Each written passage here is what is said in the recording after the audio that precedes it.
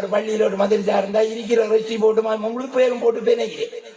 எல்லாரும் ஆறா ஓதி கொடுக்குற உஸ்தாதையும் அதிபரையும் கொண்டு பெணையிருந்தால அந்தாக்களும் பாக்குற 30,000 ரூபாய் காசை தந்து போட்டு 3 லட்சம் ரூபாய் கட்டளை போட்டாலும் ஒரு வாரம் முழு பேருக்கும் விளக்கம் சொல்லுவோம். அப்ப இந்த வேலையும் வேணாம் ஒன்ற இதை விட நாம மீன் வியாபாரம் இல்லை அடியதுக்குள்ளேயாவது கச்சாங்கொட்டை விற்கலாம். இந்த வேலை பார்க்கறத விட விருப்பம் இல்லை. ஒரு காலம் உஸ்தாதுமார் இல்லாம போகின்ற சூழல் உருவாகலாம். ஒரு புள்ள குடும்பத்துல நான் என்ன போன நான் மகளை ஒன்று விசாரிச்சு மேட்ச் படிப்பிக்கிற இது படிக்கிற ஓயிலுக்கு படிப்பிக்கிற ஒரு சார் வந்து படிப்பிச்சா 2000 ரூபாய் ஒரு மணித்தியாலும் படிப்பிச்சு கொண்டு போறதுக்கு ஒரு ஹசர தோதி கொடுக்காரு.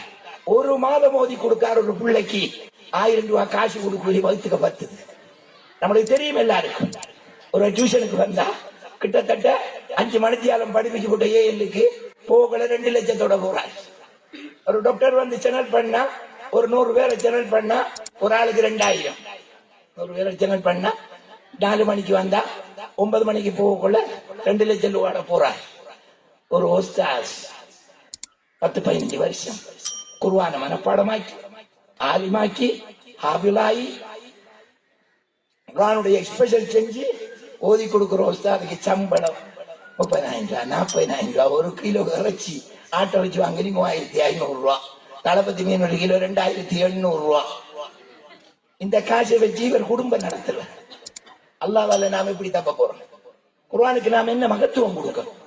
நம்மளோட பிள்ளைகள் எப்படி ஹாபிஸா போகுது?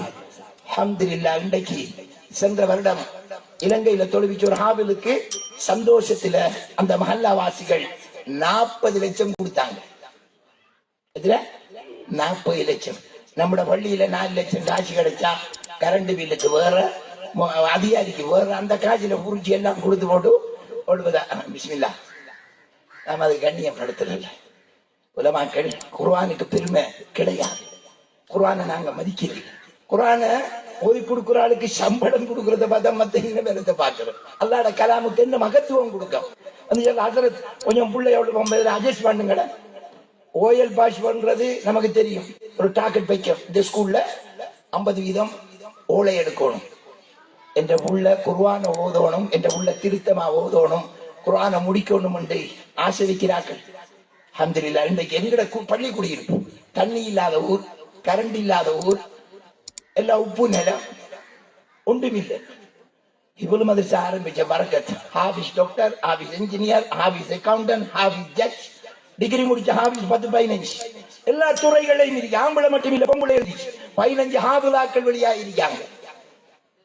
அங்க ஒரு வசதியும் இல்ல. அந்த பரக்கத் தான் அது தனி பிரதேச சபையாச்சு. குர்ஆனுடைய பரக்கத்.